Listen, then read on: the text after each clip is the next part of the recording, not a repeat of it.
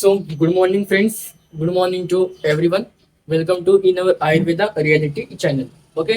So, आज हम देखेंगे क्रियाशैली का नेक्स्ट टॉपिक मतलब नेक्स्ट चैप्टर दैट इज दोष. ठीक है.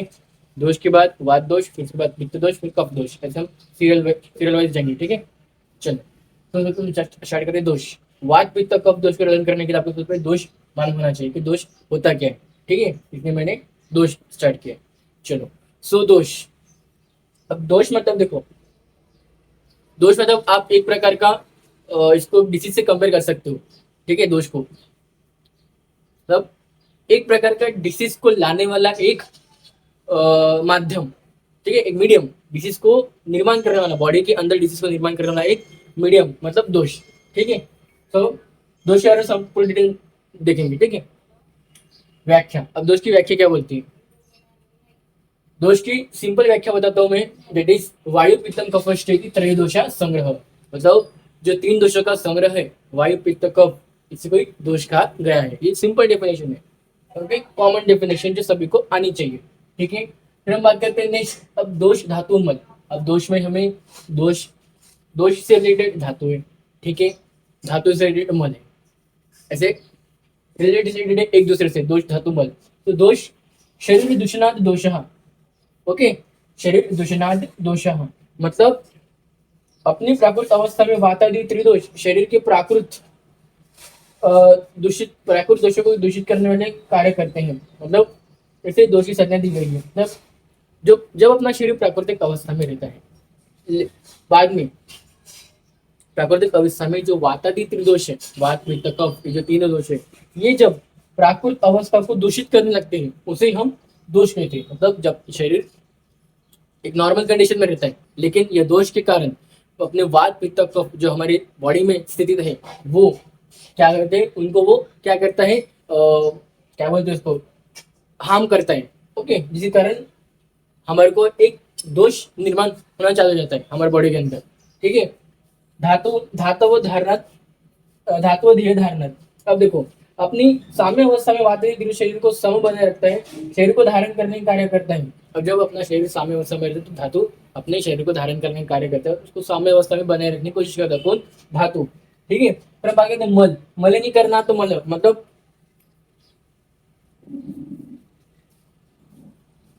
जब हमारे शरीर में वातावरण दोष मतलब वात पित्त कफ इनके कार्य करने से जो क्षीण मतलब जो हीन, मध्यम और ज्यादा मतलब ज्यादा, कम और मीडियम, ये सब प्रकार के जो हमें क्या होते हैं लक्षण हमें देखने को मिलते हैं. वृद्धि क्षय.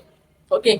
वृद्धि क्षय साम्य, ये जो लक्षण देखने को मिलते हैं वो इस मल के कारण ही हमें देखने को मिलते हैं. ठीक है. ओके.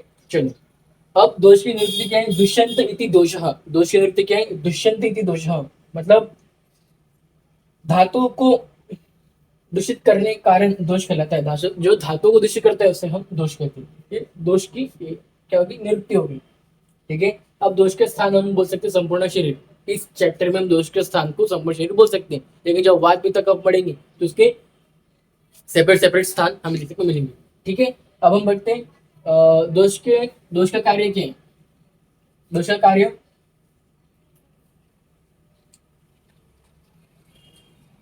दूसरे कार्य की वो हमारे सभी बॉडी प्रोसेस को मेंटेन करके रखे. बॉडी अंदर की जो प्रोसेस चल रही है, अंदर की जो क्रियाएं चल रही है हमारे शरीर के अंदर की, उसे वो एक साम्य अवस्था में बना रखे. सब ये पूरा दोष का ही कार्य होता है. ठीक है.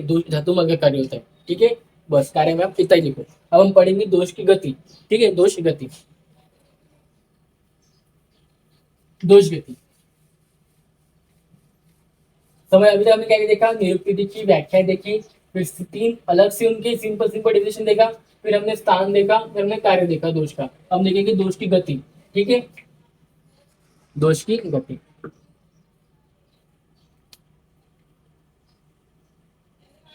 दोष गति. ठीक है. अब दोष गति क्या बोलती है इसकी? देखो, सबसे पहली होती है दोष गति में क्षय स्थान वृद्धि गति. दोष गति भी तीन प्रकार के बताए गए हैं. सबसे पहले होती है क्षय स्थान वृद्धि गति.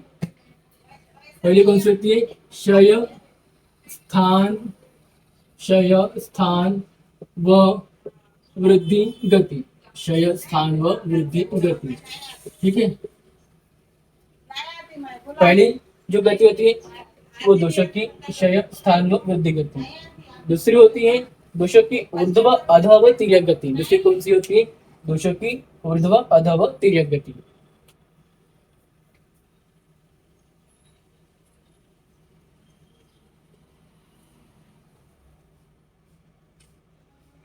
ऊर्ध्व अधः व तिर्यक गति। एटलीस्ट ये नाम तो भी याद रखना, ठीक है? अगर आपको आगे कुछ याद नहीं आता तो नाम तो भी याद आना चाहिए एग्जाम के वक्त। ओके, और तीसरी होती है दोषों की पोस्ट शाखा और मर्मास की संधि गति। दोष की पोस्ट शाखा शाखा और मर्मास की संधि, मर्मास की संधि। ठीक है, अब इसमें क्या बोले?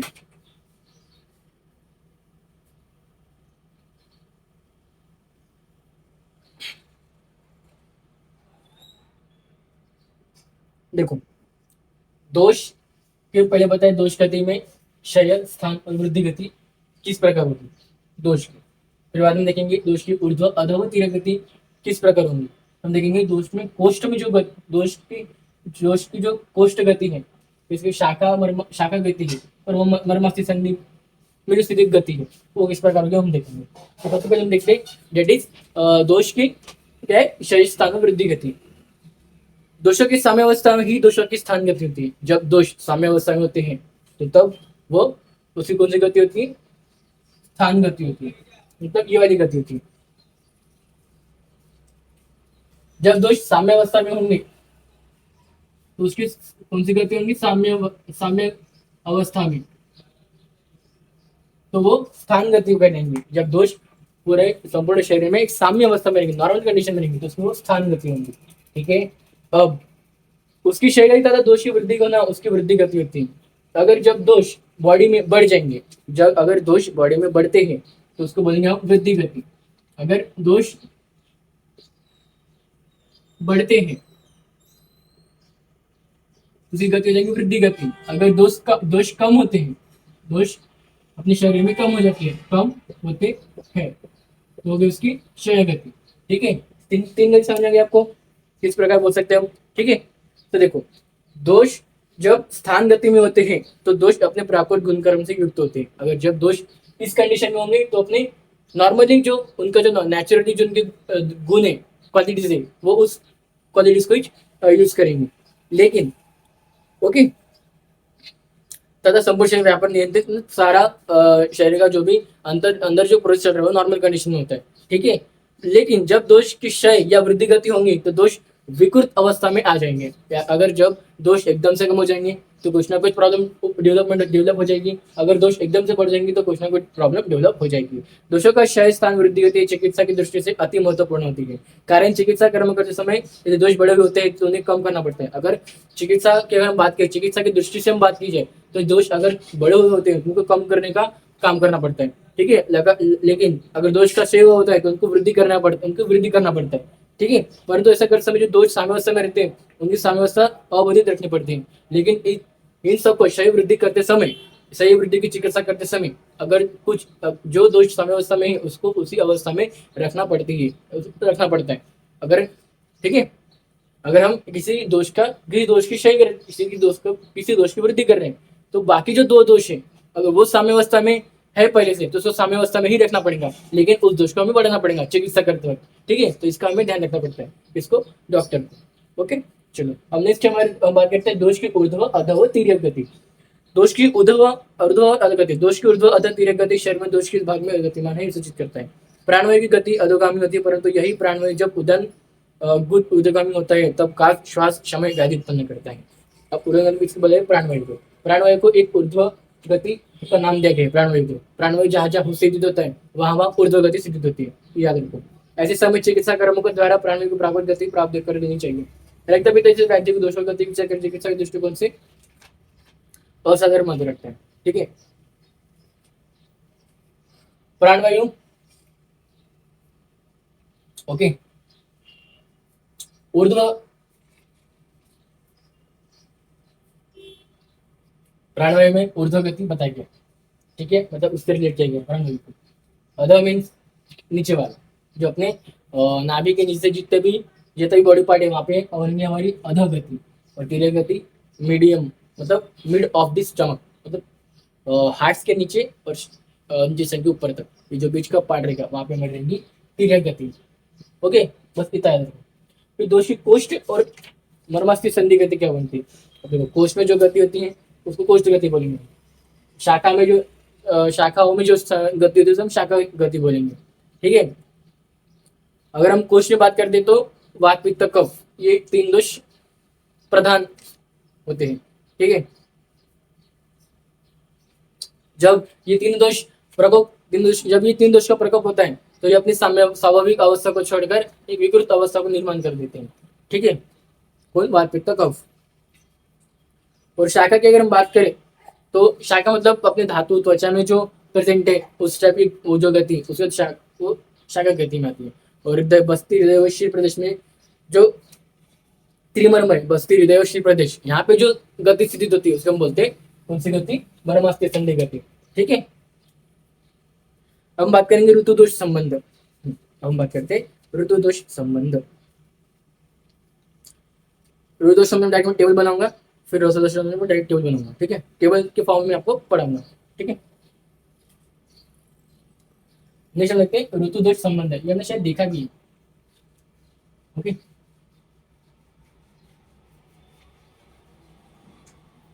ऋतु दोष संबंध, ऋतु दोष संबंध।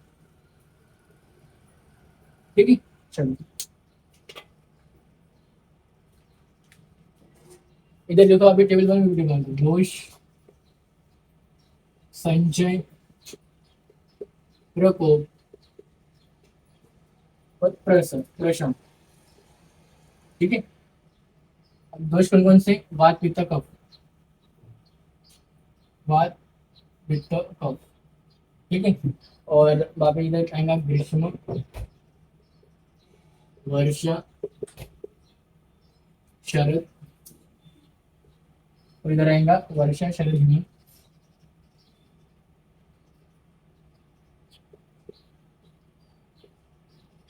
और इधर आएगा शिशिर, बसंत, ग्रीष्म।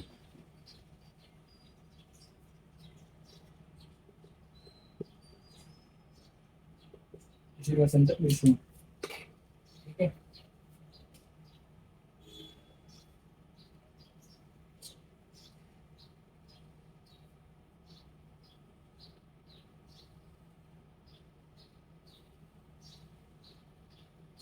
ठीक है, देखो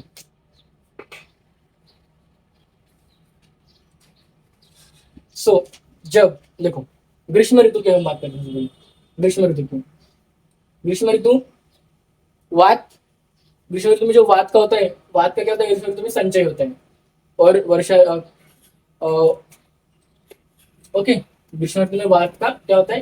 संचय होता है। वर्षा का प्रकोप होता है, शरद का प्रशम होता है। ठीक है,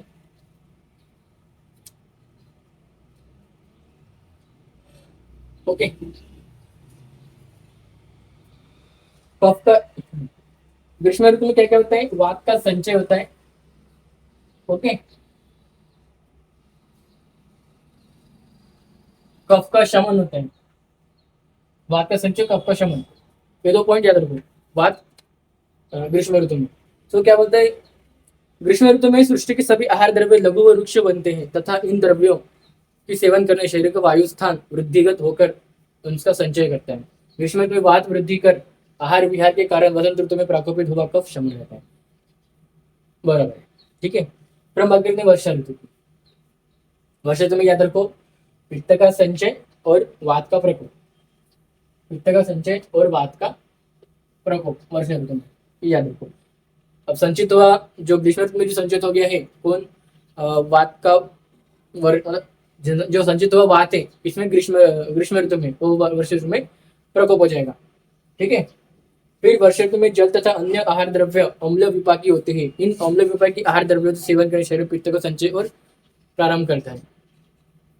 वात का तो प्रकोप हो गया है और पित्त का संचय हो जाएगा क्योंकि उसमें उसने एक आहार विपाकी अम्ल द्रव्य का सेवन किया है। ठीक है। फिर हमारे थर्ड शरद ऋतु। शरद में याद रखना पित्त का प्रकोप वात का शमन।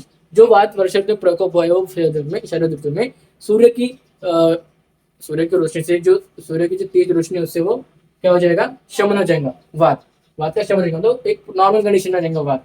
ठीक है। सूर्य की रोशनी से इसमें शरद ऋतु में।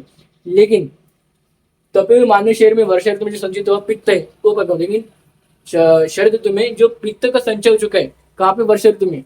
लेकिन अब वो इस सूर्य की तेज रोशनी के कारण वो पित्त का क्या हो जाएगा, प्रकोप हो जाएगा इसमें शरद ऋतु में। ठीक है। इसमें क्या हुआ, वात का प्रकोप हुआ, वात का शमन हुआ, पित्त का प्रकोप हो गया।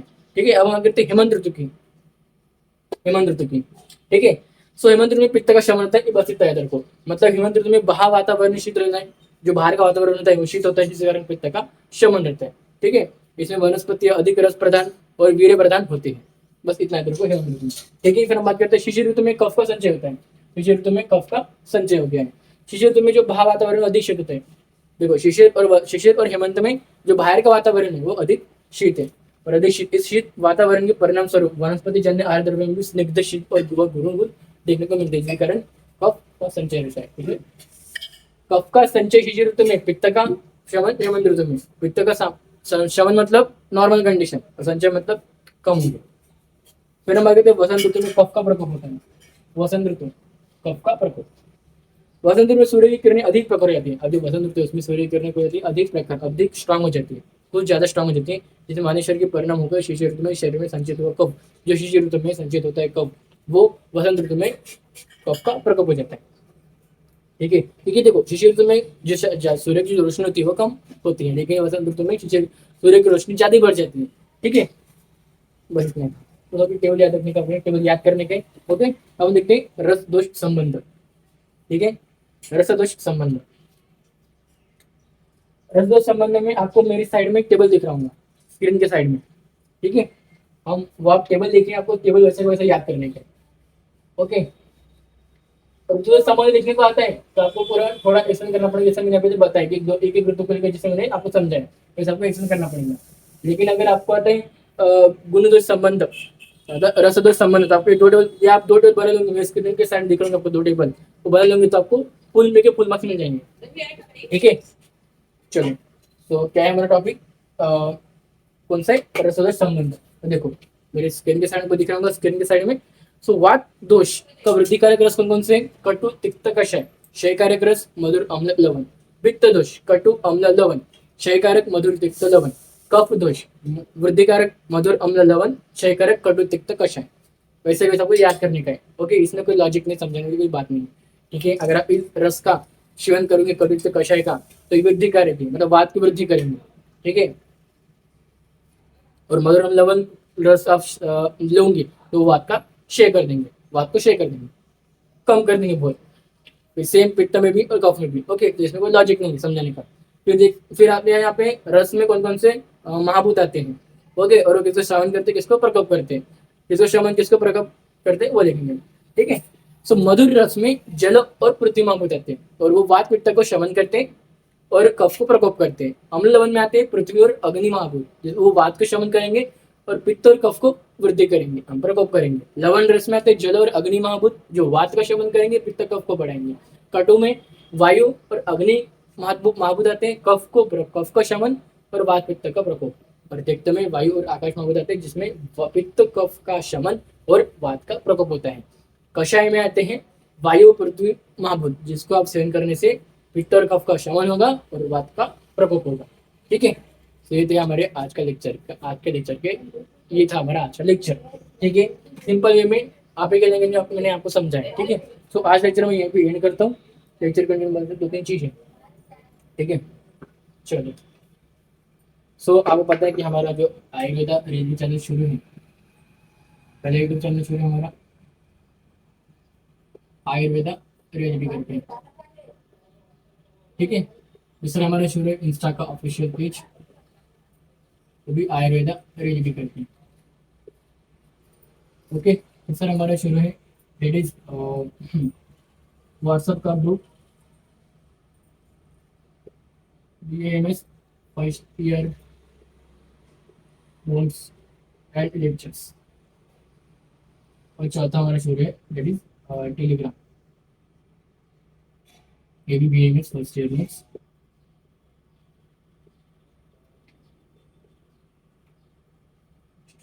सो यूट्यूब चैनल डी लेक्चर्स डालता हूँ, सबको क्या करने का, लाइक करने का है, सब्सक्राइब करने का, फ्रेंड्स को शेयर करने का है, ठीक है।